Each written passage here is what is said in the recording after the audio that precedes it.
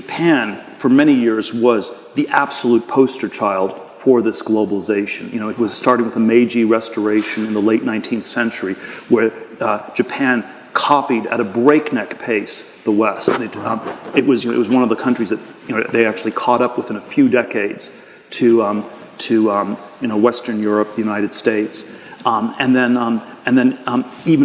again, it's sort of after World War II. There was again this sort of breakneck copying where they copied cheap toys, cheap cars. It was treated as a joke by the U.S. for quite a while. But by the 1970s and 1980s, Japan had become this incredibly fearsome competitor. Right. And this is parenthetically one of the things that's a little bit tricky, I think, in the globalization dynamic, because when you copy things that work, you're often creating much more intense competition. And so that's always an aspect of it that's quite tricky. So even though Japan copying the United States was quite flattering, after 30, 40 years, they had copied us so well that they were, wiping out the car industry in the U.S. and all sorts of other sectors of our economy were under a lot more pressure because they, in a sense, copied us almost too well.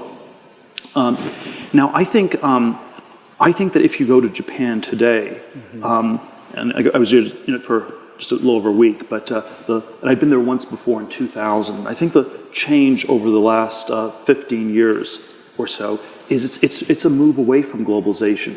They're much less interested in the United States. Fewer people are studying English. They're not even playing golf anymore. In the 1980s, golf was the rage. The golf courses are being turned into solar panel farms, but no one really wants to play golf anymore. There's still some interest in information technology, my industry, so they were interested in that part.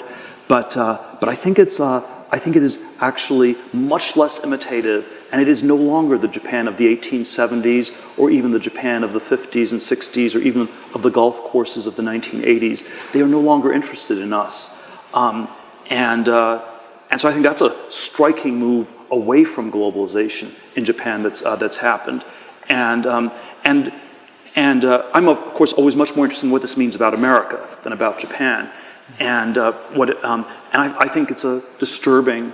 It should push us to ask some disturbing questions about America. Is our society less worthy of being emulated than it was in the past?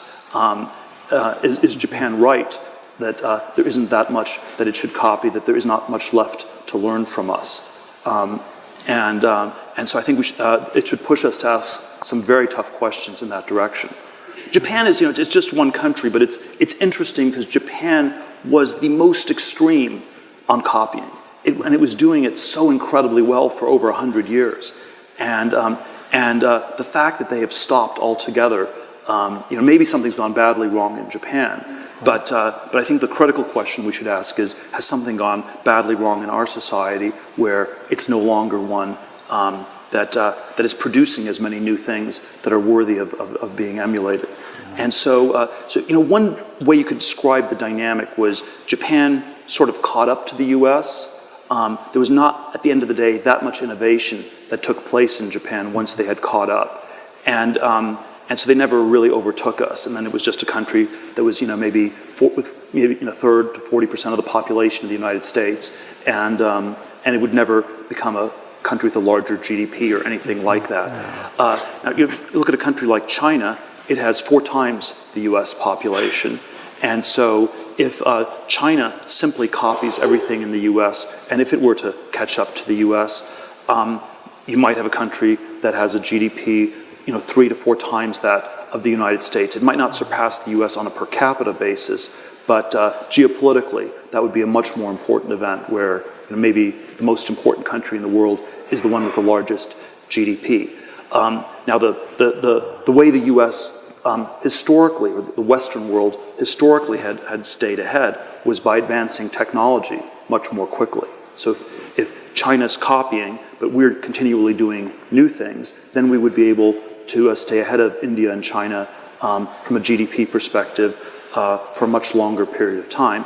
But then that gets to the question of how healthy the state of technological progress is. As well. But I think there's something a little bit different about China and India because they're simply on such a bigger scale.